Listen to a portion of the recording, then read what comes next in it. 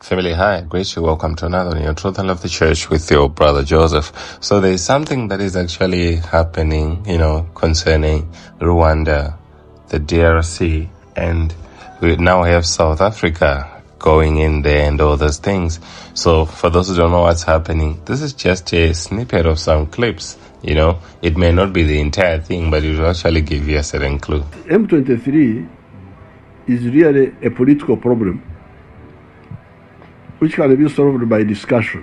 I don't see the big problem there now because these M23, I don't think they're asking for big things, sharing power or what. No.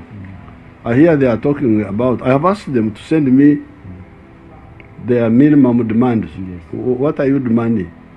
Demand. To go back to their villages where they ran away from, to be integrated in the army. What is how can this be a problem? I told our friends, these powerful friends of ours, I've even said it publicly, when it comes to defending this country that has suffered for so long and nobody came to the help, I don't need permission from anybody to do what we have to do to protect ourselves. I have said it in broad daylight. I have said it to those who matter in this problem. And that's what is going to happen. You go home, sleep, don't do anything. The M23 rebels say that they've taken control of Goma in the eastern part of the Democratic Republic of Congo, and this follows an advance against the Congolese army. 9 South Africans are among the 13 soldiers who were killed in fierce fighting with the rebels.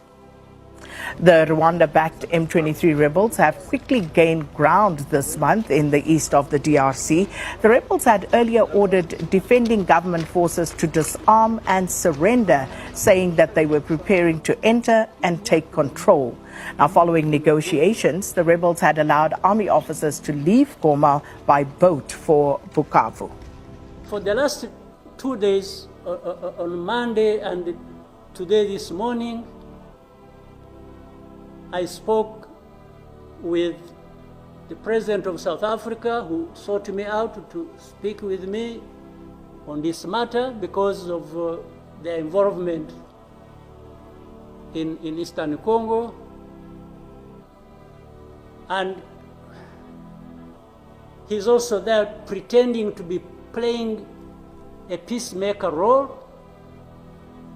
And he has a force that has been fighting alongside FDLR and has been fighting the M23 on the instructions of Tshisekedi, because these are people who are not supposed to be in Congo, that these are from Rwanda, or the M23 are not Rwandans, please. These are Congolese, and one time he accepts it, then another time he says no, part of it is yes, and then the other part is from Rwanda, and these are he keeps on. And how do we, leaders of our own countries, accept this to go on forever and just accept that we shall be manipulated by Tshisekedi or whoever is supporting him? And South Africa dares even issue threats about what is likely to happen after that, and so on and so forth. Of course, we will see what threats they are talking about. Maybe they should have done that exactly for which they have been issuing threats. They should have done it to clean up the mess in Eastern Congo, or to fight back those who have been trying to clean up the mess. President Kagame mean when he says Rwanda is ready for a confrontation should it be necessary? That's war talk, isn't it? And that's not a desirable solution for anyone. Eastern DRC is bordering Rwanda. It doesn't border South Africa. The South African forces are at our border.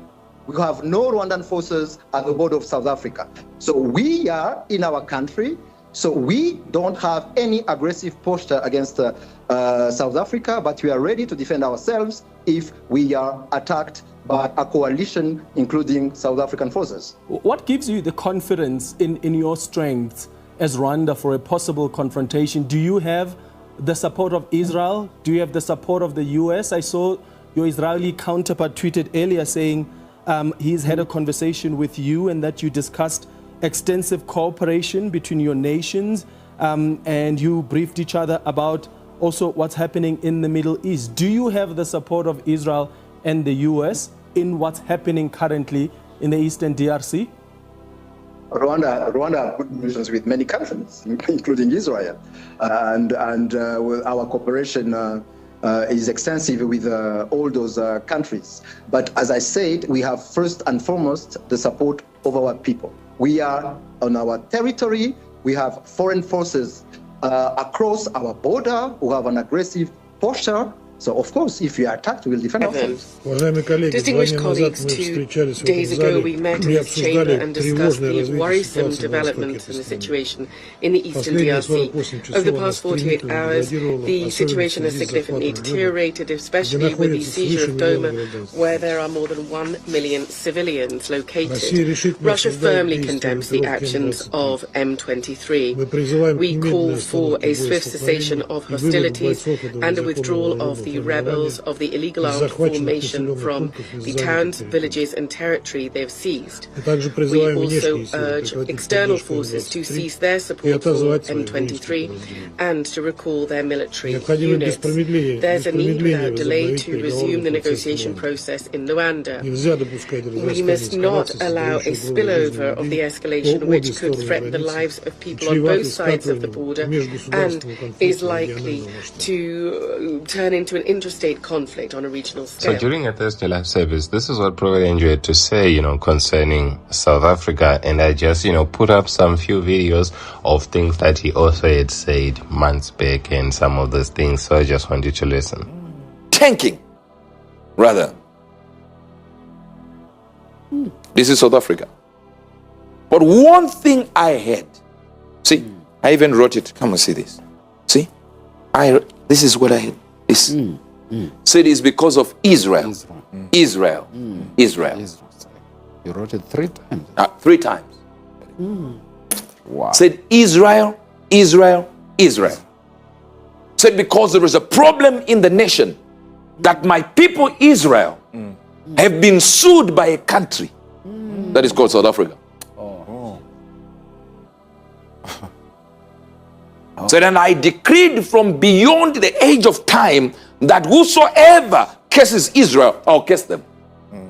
Said the country of South Africa is operating under a curse. And it's not just a curse, it is a curse because of my people. And that's a big curse because when Israel catches a cold, or rather when Israel coughs, the world catches a cold. Said because it is my timetable on earth and I've chosen it, not because they are good. Says I did not tell you that Israel is perfect. I chose them by grace. That means my grace chose them. If I choose by grace, that means I'm not looking at your works. Said because of Israel, it shall descend into chaos. We gotta pray. Even for Southern Africa here, we gotta pray. Even for lower in South Africa, pray. We gotta pray. Because there are some who will begin to listen carefully. Listen immediately. Immediately when they say there's something, South Africa will say, I'm here to listen. Don't say you were not told. Pray. Pray against it. Pray that these nations at least peep or flip a wing. And when South Africa listens, other countries will begin to listen. And yet the scriptures are telling us what will happen. But anyway, pray for South Africa wherever you are. Just one important thing that I will show you what we're talking about when it says, and he will remove the boundaries of nations. Then from the history, you would put boundaries in different locations. The Congo issue right now, that's happening right now, is because some of the Rwandans are now on this side in another country, speaking Kinyarwanda, or Kinyarwanda, they call it rather, and yet they are in Congo. And they're saying maybe some parts of the Congo side of it doesn't recognize them. That's the narrative that they want to push. It's none of my business. It is my business, but not today. I'm telling you. And remember praying for South Africa. I told you to pray for South Africa, right? Yes, sir. Yeah. And when I was talking to you about South Africa, had it happened yet? What is happening now? No. A few days later, they have lost people in Rwanda there. The Lord is happening. And also pray so that their eyes be opened, especially the leadership, that it opens its eyes to this global mandate that is coming towards it. And I even mentioned to you that because of Israel, I mentioned it last year or 2 years back, because of Israel, there are stands on Israel. And of course, the Bible says, because of the iniquity, the prophet is seen as a fool, and the spiritual man as a madman. So, my family, you heard what Prophet Angel had to say about this situation. And I would like to introduce a platform where we have various ministers ministering on the same platform. You get to watch messages. You get to watch all these other programs, you know. It's like the Christian Netflix, and I want you to check it out. And for the African audience, you know, Nigeria and the other African audience, the monthly subscription is as little as 4,000 Naira or equivalent. That is $2.50. All right. So let's check this out. I'll meet you in the next one. As always, like, and subscribed. You are loved. God bless you.